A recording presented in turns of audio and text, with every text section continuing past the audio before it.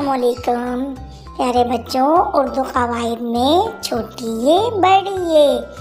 आज हम अल्फाज के बीच में आपको पहचान बताएंगे बड़ी ये और छोटी ये की। सबसे पहले है पैर।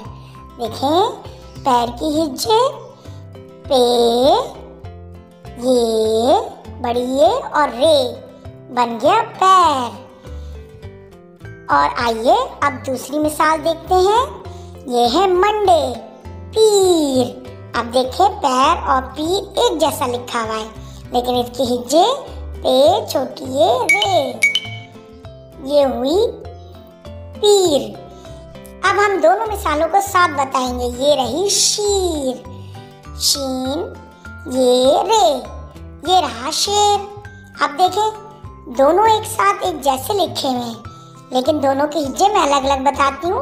शीर, शीन, छोटी ये रे, और शीन, बड़ी ये रे, ये बन गया शीर और ये बन गई शेर। इसी तरह तीर।